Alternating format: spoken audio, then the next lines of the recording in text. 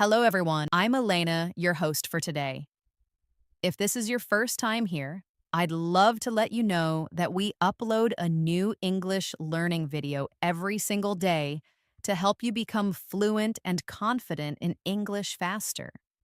In today's episode, you'll improve not only your English listening skills, but also your ability to catch fast, real life conversations. We're diving into a very practical and important topic: how to understand fast native English speakers. If you've ever watched a movie, a YouTube video, or even talked to a native speaker and felt like their words just fly by too quickly, don't worry, you're not alone. Fast English can feel overwhelming, but the good news is, with the right techniques and daily practice, you can train your ears and your brain to understand native level English smoothly and naturally.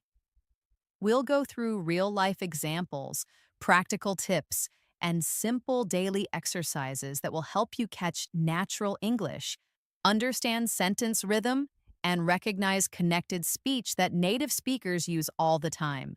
By the end of this video, you'll know how to break the speed barrier in English listening and feel more confident when talking to fast speakers.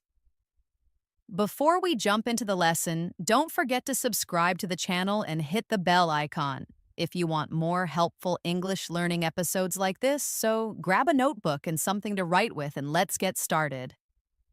Understanding fast native English speakers can feel like trying to catch a speeding train. You hear sounds, but they blur together. Words are skipped, sentences run into each other, and by the time you think you've understood something, the conversation has already moved on. This is something almost every English learner faces, especially when they step out of textbooks and into real-life English. But here's the truth: fast English isn't impossible to understand. It's just different from what you've learned in traditional classes. Native speakers speak with a rhythm. They use contractions, they link words, they skip sounds that seem unnecessary to them, and they speak with emotion, speed, and tone. What you need is not just vocabulary and grammar. What you need is exposure, awareness, and practice. And that's exactly what we'll work on in this lesson. Let's first understand why native speakers sound so fast. It's not because they're trying to be difficult. It's simply the way natural language works. When people are fluent and comfortable in fast English, words get connected. For example, instead of saying, "What are you doing?" logically, a native speaker may say, "What you doing?" Instead of "I am going to," you'll hear "I'm going to." These shortcuts make conversations flow faster and smoother. That's why even though you may know the words, when you hear them squished together, your brain doesn't recognize them quickly. Native speakers also use stress and intonation differently. They emphasize some words while swallowing others. For example, in the sentence, "I didn't say he stole the money," depending on which word is stressed, the meaning changes completely. So, understanding fast English is not only about hearing all the words, it's about catching rhythm, stress, and patterns. Now, let's talk about connected speech. This is one of the most important reasons why fast English sounds hard to understand. Connected speech means that when people speak quickly, they join words together in ways that sound different from when you read them. For example, "Do you want to eat?" becomes "Do you want to eat?" and "Could you help me out?" becomes "Could you help me out?" The sounds blend. Sometimes letters are dropped, like the T in "want to," and sometimes new sounds appear between words, like a I sound or a soft ch. This is completely normal in native conversation, and the more you listen to it, the easier it becomes to recognize. Let's try a simple listening practice together. I'll say a sentence slowly first, then naturally. You try to hear the difference. First, slow. "Did you eat already?" Now, naturally. "Did you eat already?" Did you hear that change? "Did you" becomes "did ya." Try repeating it after me. Did you eat already? Let's try another. Slow. What are you going to do? Now fast. What are you going to do? Try repeating it. What are you going to do? These may seem difficult at first, but repeating them daily helps your ears get used to natural patterns. Listening and repeating is one of the best ways to improve. You don't have to understand every word at first, just start by recognizing the pattern. That alone will give your brain a huge head start in future conversations. Now, here's a helpful exercise you can do every evening. Take a short conversation clip from a movie, TV show, or a YouTube video. Listen to it once without subtitles. Try to catch the main idea. Then listen again with subtitles. Pause after every sentence. Repeat it out loud the way it sounds, not the way it's written. Try to copy the tone, the speed, and the emotion. This kind of shadowing practice is one of the most powerful tools to improve your listening and speaking at the same time. It trains your mouth to move like a native speaker and your brain to listen in real time.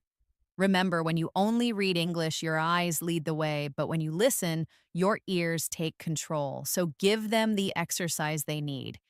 You can also start noticing common contractions and informal phrases. Instead of, I do not know, native speakers often say, I don't know. Instead of, let me help you, they'll say, let me help you. These small changes add up to a big difference in how English sounds in real life. And here's something important. Don't worry if you can't understand everything right away. Even native speakers sometimes miss things when someone speaks too fast or unclearly. Your goal should be progress, not perfection. Every time you understand a new phrase, your brain builds stronger listening muscles. A great daily practice you can do is what I call the 1-minute rewind. Choose a 1-minute video in English, something with native speakers. Watch it without subtitles, then rewind and watch again. This time, focus on one sentence. Try to catch every word. If you miss something, rewind again. Pause after each sentence and repeat it out loud. The key here is to train your ears slowly. 1 minute a day may not sound like a lot, but if you do it every day for 1 month, your ears will be stronger, your reactions will be quicker, and your understanding will be deeper. Now let's talk about real-world English. The kind you hear in cafes, on the streets, in movies, or during conversations with native friends. This English is not always clean or formal. It's full of expressions, slang, and natural messiness. For example, you might hear someone say, "Let me grab a bite," instead of, "Let me get something to eat." Or, "I'm gonna head out," which means, "I'm going to leave now." These are everyday phrases that may not appear in textbooks, but they are used constantly in real life. And the more you get exposed to them, the better your understanding becomes. To train your brain for this kind of English, try watching shows or videos where real conversations happen. Choose content with subtitles first, then move to videos without subtitles. You can even try listening to podcasts or audio clips while doing daily chores like cooking or walking. Immersing yourself in real spoken English every day will slowly adjust your ear to the speed and rhythm of native speakers. One very effective method to improve listening is called dictation practice. Here's how it works. You play a short audio clip, just 1 or 2 sentences. You listen carefully and try to write down exactly what you hear. Even if you miss some words, don't worry, just try your best. Then play it again and fill in the missing parts. Do this 2 or 3 times until you think your sentence is complete. Finally, compare it with the transcript or subtitles. This simple exercise helps you notice which words are difficult to catch and why. Maybe they're being connected, maybe they're reduced, or maybe you just haven't heard them enough times before. Dictation helps improve your concentration, memory, and spelling all at the same time. It's especially useful for catching those little words like to, of, a, and an that often disappear in fast speech. Let's try one short example now. I'll say a sentence quickly and you try to write it down. Ready? I should have told you earlier. I'll repeat it. I should have told you earlier. Did you catch that? Most native speakers won't say, I should have told you earlier. They'll say, should have. One small blended word. Go ahead and repeat it. I should have told you earlier. That's how real English sounds. The more you practice hearing and writing these sentences, the easier it becomes to follow fast conversations. Now let's talk about chunking, a very powerful way to improve understanding. In natural speech, people don't speak word by word. They speak in chunks or groups of words. For example, instead of hearing, how are you? As three separate words, your brain should hear it as one sound. How are you? Instead of, do you want to go? It's heard as, do you want to go? These chunks come from common patterns and repeated phrases. When your brain begins to recognize these as full units, you won't have to translate word by word anymore. This means your brain will work faster and more efficiently. So how do you train for chunking? Simple, by listening to the same phrases over and over in context. Watch interviews, dialogues, or shows where the same structures appear. Repeat them out loud. Make them part of your daily language. Soon you'll start recognizing the chunks automatically, even in fast speech. Another practice method that helps a lot is what I like to call the listen and imagine method. This helps you follow fast English using mental pictures. For example, if you hear someone say, we grabbed some coffee and headed downtown, you don't need to think about every single word. Instead, picture it. Imagine two friends getting coffee and walking into the city. This kind of mental visualization connects language with real experience. It improves understanding without needing to slow things down. You stop translating and start experiencing English. That's how native speakers understand each other. Not by analyzing every word, but by processing ideas quickly. Practice this by listening to short dialogues and trying to imagine the scene like a movie in your mind. It makes the language come alive. Now let's do a little imagination practice. Close your eyes and listen carefully. Imagine this scene. She ran out of the house, jumped into the car, and drove off without saying a word. Did you see it in your mind? That's the goal. You didn't need to understand every syllable. You followed the meaning because you connected it to a picture. This helps even more when native speakers speak quickly. Instead of catching individual words, your mind catches the whole meaning. That's a powerful skill, and you can build it with just 5 minutes a day of this kind of practice. At this point, it's also important to talk about patience and mindset. Understanding fast English is not something that happens overnight. It takes time, and it's okay if you don't understand everything right away. The key is not to give up. Every time you hear native English, even if you miss words, you are training your ears. You are making progress, and progress, even if it's slow, is real. Think of listening like exercise. The more you do it, the stronger you become. It's not about catching every word, it's about catching more words today than you did yesterday. Celebrate those small wins, and you'll feel motivated to keep going. Here's one more practice you can try. It's called repeat after pause. Find a short video or audio clip just a minute long. Play one sentence, then pause. Try to repeat exactly what you heard. Then play the next sentence, repeat again.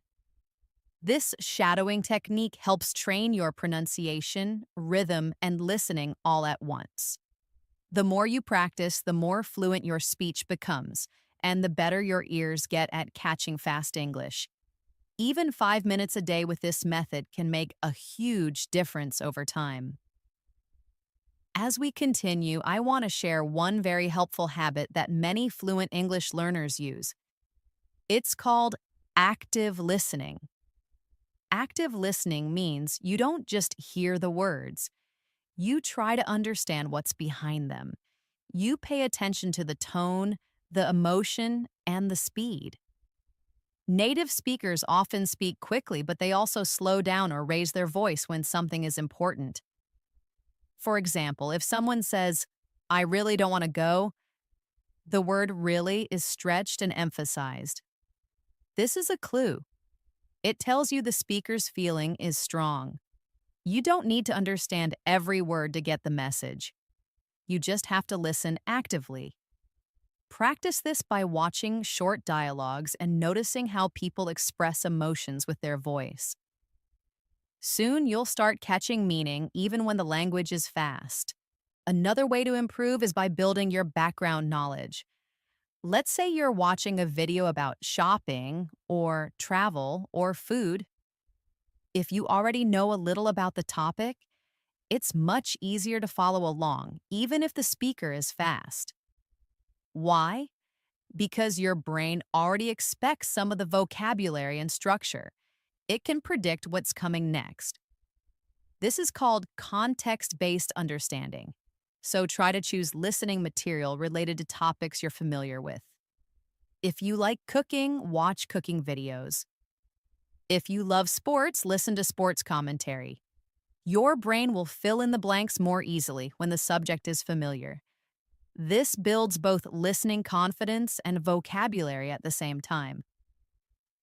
Let's do another small exercise to apply what we've learned. I'll describe a scene in fast but natural English. Try to catch the main idea and build a picture in your mind. Here we go. So I was running late for work, spilled coffee on my shirt, missed the bus, and had to call a ride just to make it to the meeting. Now pause. What happened here? You might not have caught every word, but you probably understood that the speaker had a rushed and stressful morning. That's the goal. Focus on the meaning, not perfection. Real English is about understanding the message, not catching every syllable. Let's talk about pronunciation now because this is a key to understanding native English. Native speakers connect words in ways that might feel strange to learners. For example, what do you want to eat? It becomes what do you want to eat? Or did you see it? Becomes did you see it? These connections are completely natural, but they make the sentence harder to understand if you're expecting perfect word separation. One way to get used to this is by practicing connected speech yourself. Try to repeat what you hear exactly how you hear it. Say gonna instead of going to. Say wanna instead of want to. This may feel informal, but it's how English is actually spoken. And understanding connected speech is one of the fastest ways to improve your listening. Another practice technique is the echo method. Play a sentence from a native speaker and then immediately try to repeat it with the same speed and rhythm, like an echo. For example, if the sentence is, "I can't believe he said that," you repeat it right after with the same energy and pace. This helps your tongue and brain get used to how fast English feels. At first, you might miss words, but after a few tries, you'll notice improvement. This method not only helps you understand fast English, it also helps you speak more naturally. Now, let's touch on a big challenge: unfamiliar accents. Not all native English speakers sound the same. There are American, British, Australian, and many other accents. And even within those countries, there are different regional ways of speaking. For example, someone from New York may speak differently from someone in California. Someone from London may sound very different from someone in Scotland. So, how do you train for that? Expose yourself to as many accents as possible. Watch videos from different English speaking countries. Listen to podcasts, interviews, or even songs with various accents. This helps your brain become flexible. It stops expecting just one correct way of speaking, and that flexibility will allow you to understand people no matter where they're from. Here's a short scene using an informal American accent. Hey man, I'm heading out soon. You coming? Or nah. Notice the dropped G in heading and coming and the use of casual phrases. These are very common in friendly conversations. Try repeating it a few times. Hey man, I'm heading out soon. You coming or nah?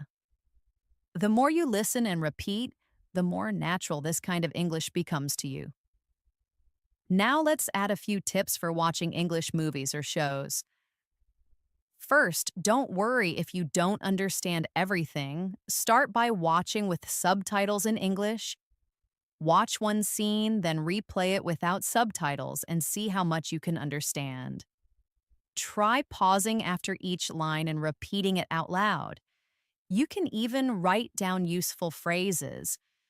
For example, in a movie scene where someone says, "We've got to hurry or we'll miss the train," you can note that "we've got to" is another way of saying "we have to." These small discoveries make you more comfortable with real English and help you build a stronger listening vocabulary. Next, let's look at how songs can help you. English music is a fantastic way to train your ears. Choose a song you like and look up the lyrics. Listen once without reading, then listen again while reading the lyrics. Finally, try singing along. This method helps you get used to natural rhythm, intonation, and word linking. Many song lyrics use everyday language. For example, in the song "I'm Going to Find Another You," the phrase "gonna" is used instead of "going to." These details teach you how real people speak. And because music is fun and emotional, your brain remembers it more easily. Let's take one more practice paragraph together. I'll say it naturally and a little fast. Try to follow along. We were supposed to meet at 7, but I got stuck in traffic and then couldn't find parking, so I ended up getting there almost an hour late. That was a fast, real-life situation. Try to repeat it after me. We were supposed to meet at 7, but I got stuck in traffic and then couldn't find parking, so I ended up getting there almost an hour late. If that feels too long, break it into small parts. The more you repeat, the easier it becomes. And finally, remember that improving your listening is not just about listening more, it's about listening better. Be intentional. Choose content that challenges you a little, but not too much. Set daily or weekly goals. Maybe you listen to one podcast episode each day, or maybe you do 3 dictation exercises each week. Whatever you choose, keep it consistent. Improvement doesn't come from big steps once in a while. It comes from small, steady steps every day. Your ears will improve. Your understanding will get better. And one day, you'll suddenly realize that you understand English without trying so hard. So let's quickly review your path to understanding fast English speakers. You've learned about connected speech, reduced forms, chunking, shadowing, and active listening. You've done exercises using imagination, dictation, and repetition. You've practiced understanding through real conversations and gotten familiar with different accents. All of these are powerful tools that will continue to help you even after this video ends. The only thing you need to do is keep going. Make English part of your life. Not just a subject you study, but a language you live with. The more time you spend with it, the more natural it becomes. And soon you won't just understand fast native English, you'll enjoy it. So grab your notebook and go back to practice the exercises again. Make sure you repeat the phrases in chunks, listen daily to short conversations, and push yourself a little every day. With time, your ears will catch up, your brain will speed up, and your confidence will grow. Thank you so much for watching today's episode of English in Moments. I hope you learned something valuable and feel more motivated to improve your English listening. If you found this video helpful, don't forget to like, share, and of course, subscribe to the channel and make sure to hit the bell icon so you never miss another episode. This is Elena, your host, signing off for now. Keep practicing, keep listening, and remember, English fluency is just one conversation away. See you in the next video.